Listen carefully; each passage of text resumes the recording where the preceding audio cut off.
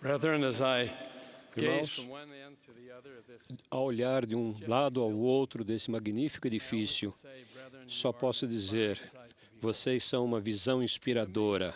É assombroso pensar que, em milhares de capelas espalhadas pelo mundo, outros portadores do sacerdócio de Deus, como vocês, estão recebendo essa transmissão via satélite. As nacionalidades variam, bem como os idiomas, mas um laço nos une. Foi-nos confiado o sacerdócio para agirmos em nome de Deus. Temos uma responsabilidade sagrada. Espera-se muito de nós. Nós que possuímos o sacerdócio de Deus e o honramos, fazemos parte dos que foram reservados para esse período especial da história. O apóstolo Pedro nos descreveu no capítulo 2 de 1 Pedro, no versículo 9. Mas vós sois a geração eleita, o sacerdócio real, a nação santa, o povo adquirido, para que anuncieis as virtudes daquele que vos chamou das trevas para a sua maravilhosa luz. Como podemos nos tornar dignos de ser chamados de sacerdócio real? Quais são as características de um verdadeiro filho do Deus vivo? Hoje, gostaria de abordar algumas destas características.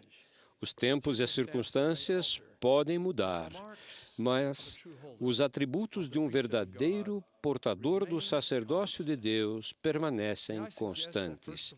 Proponho, em primeiro lugar, que desenvolvamos a marca da visão. Certo escritor disse que a porta da história gira em torno de pequenas dobradiças, assim como a vida das pessoas. Ao aplicarmos essa máxima a nós, podemos concluir que somos o fruto de várias pequenas decisões. E, de fato, somos o produto de nossas escolhas. Devemos desenvolver a capacidade de recordar o passado, avaliar o presente e contemplar o futuro, a fim de realizarmos em nossa vida o que o Senhor espera de nós. Vocês, rapazes, portadores do sacerdócio arônico, devem ter a capacidade de visualizar o dia em que possuirão o sacerdócio de Melquisedeque, e então se preparar como diáconos, mestres e sacerdotes para receber o santo sacerdócio de Melquisedeque de Deus. Vocês têm a responsabilidade de estarem prontos para serem chamados e atender o chamado de servir como missionários, e então cumpri-lo. Oro para que todos os rapazes e homens tenham a marca da visão.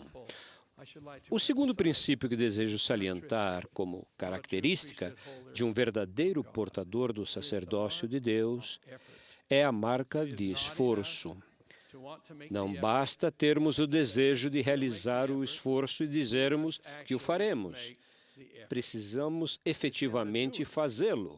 É na prática, e não só no pensamento, que concretizamos nossas aspirações. Se adiarmos constantemente as nossas metas, nunca as veremos realizadas. Alguém expressou desta maneira: se vivermos apenas o amanhã, teremos muitos ontens vazios hoje. Em julho de 1976, o corredor Gary Bjorklund estava determinado a integrar a equipe olímpica norte-americana na prova de 10 mil metros nas Olimpíadas de Montreal. Porém, na metade da extenuante corrida classificatória, perdeu o tênis esquerdo. O que faríamos nessa situação?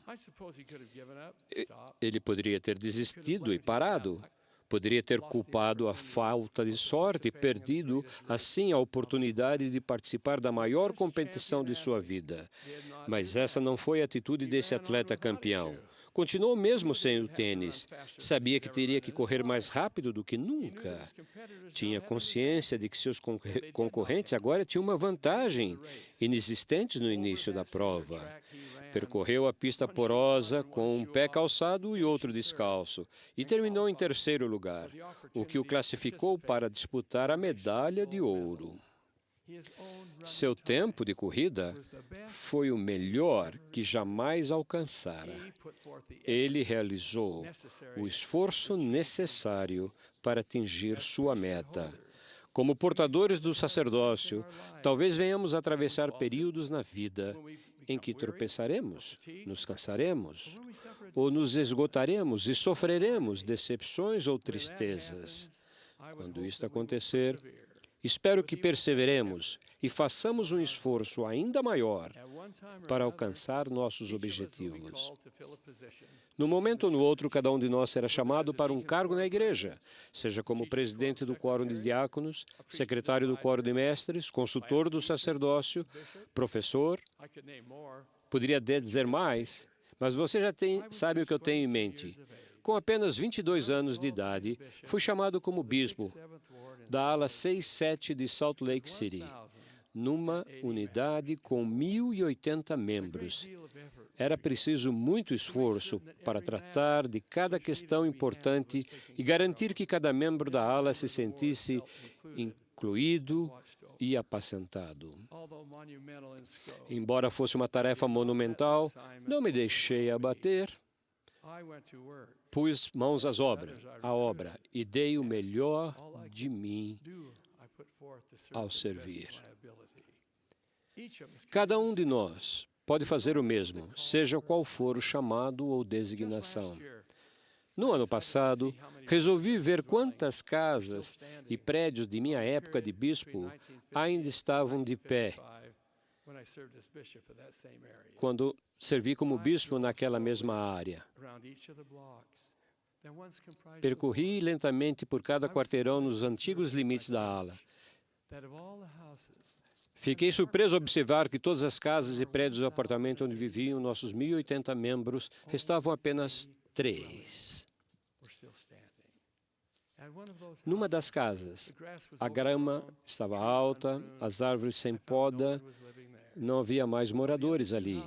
Quanto às outras duas, uma estava abandonada e coberta de tábuas, e a outra agora era ocupada por um modesto escritório comercial. Estacionei o carro, desliguei o motor e fiquei ali sentado por alguns momentos. Conseguia visualizar cada casa antiga e prédio, cada membro que ali vivia. Embora não existissem mais, as lembranças das famílias que lá residiram continuavam bem vivas. Recordei as palavras do escritor escocês James Barrie, que escreveu que Deus nos brindou com a memória a fim de termos as rosas da primavera no inverno da nossa vida. Quanta gratidão senti pela oportunidade de ter servido naquele cargo. Todos podemos desfrutar o mesmo tipo de bênção caso ofertamos o melhor de nós em nossas designações. A marca do esforço é necessária para cada portador do sacerdócio. O terceiro princípio que desejo ressaltar é a marca da fé. Precisamos ter fé em nós mesmos e na capacidade que o Pai Celestial tem de nos abençoar e nos guiar em nosso trabalho. Há muitos séculos, o salmista escreveu uma bela verdade. É melhor confiar no Senhor do que confiar no homem. É melhor confiar no Senhor do que confiar nos príncipes. Em outras palavras, confiemos na capacidade que o Senhor tem de nos guiar. As amizades, como sabemos, podem mudar ou acabar, mas o Senhor é constante. Shakespeare, na peça Henrique VIII, enunciou essa verdade pela boca do cardeal Wolsey, um homem de grande prestígio e orgulho em virtude de sua amizade com o rei. Quando esse elo se rompeu, o cardeal Wolsey foi destituído de sua autoridade, o que pôs fim à sua posição de destaque e influência. Ele, que tudo ganhara, tudo perdeu. Com tristeza profunda em seu coração, expressou uma grande verdade a seu servo Cromwell. Ó Cromwell, tivesse eu servido meu Deus com apenas metade do zelo que ao rei dediquei, ele de certo não me teria, nesta idade, entregue desnudo diante de meus inimigos. Tenho plena confiança de que a marca da fé está presente em cada coração aqui hoje. Adiciono à minha lista a marca da virtude.